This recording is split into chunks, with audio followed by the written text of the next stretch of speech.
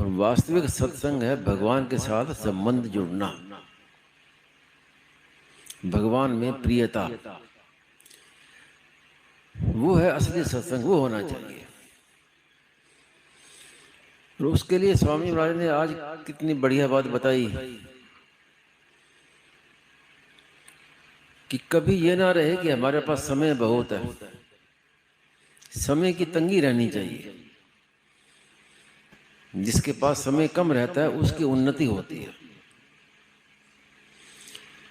आप यही विचार कर लीजिए कि जैसे अब ये 5 बजे की प्रार्थना में आप सब लोग आ गए, इसके पहले जब घर में थे तो 5 बजे क्या करते थे?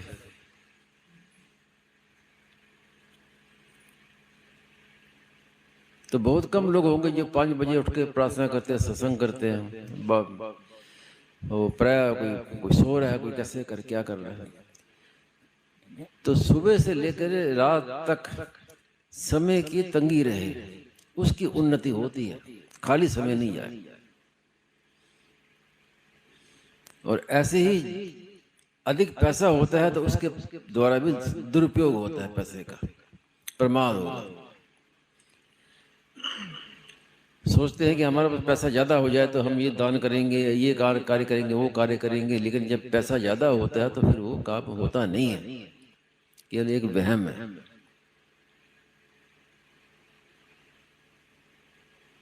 तो समय के लिए महाराज ने कहा कई बार कि गृहस्थ की अपेक्षा साधु का पतन ज़्यादा होता है। कैसे है? ये तो उल्टी बात है। तो महाराज ने कहा कि गृहस्थ के पास जितना समय की तंगी रहती है, साधु के पास नहीं रहती। काम कुछ है नहीं, गृहस्थ तो है कि उसको जिम्मेवारी है, परिवार चलाना है, कमाई करनी है, कमाना है, दुकान में जाना है, नौकरी करनी है, सब काम करना है। अब साधु बन गए, उद्देश्य है नहीं, तो क्या होगा? प्रमाद होगा, निद्रा आलस से प्रमाद है। स्वामी महाराज कहते थे कि लोग कहते हैं कि साधक के भी एकांत मिले तो साधन बढ़िया होगा।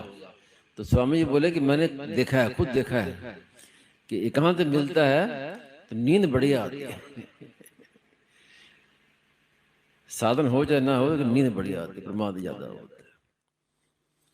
तो इसलिए अपने को इतना व्यस्त रखे सुबह से लेकर रात तक कि खाली समय नहीं मिले,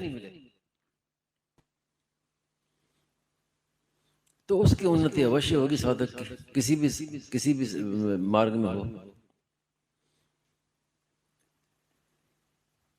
जो मिला है उसका सदुपयोग करना है, और जो नहीं मिला उसकी इच्छा नहीं करनी, उसकी आशा नहीं करनी। होता क्या है कि जो मिला है उसका सदुपयोग होता नहीं है, और आशा बड़ी बड़ी करते हैं कि ये हो जाए, वो हो जाए, ये हो जाए। तो ये पतन का मार्ग है, और ऐसी जीवन बीत जाता है। समय बीतते क्या पता चलता है। पिछले सत्संग हुआ, होगा, फिर चला गया, हो गया, फिर हो गया, अब फिर शुरू हो गया, फिर धीरे धीरे फिर सत्संग होगा, उसके बाद फिर होगा सत्संग, हो गया।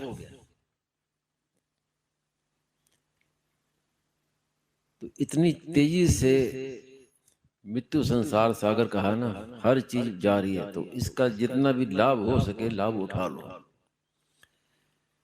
जो सत्संग मिल जाए उसका लाभ उठाओ।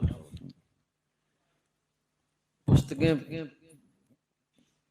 क्यों प्रकाशित हुई हैं? पुस्तकें इसलिए प्रकाशित हुई हैं कि सत्संग नहीं मिले तो पुस्तकें पढ़ो, खाली मत बैठो। जहां समय कुछ खाली मिले तो तुरंत कोई पुस्तक लेके बैठ जाओ। सावधानी रहे कि बस हमारा समय निरर्थक ना जाए। ये सत्संगी की पहचान है, नहीं तो सत्संग क्या किया? सब समय का सदुपयोग।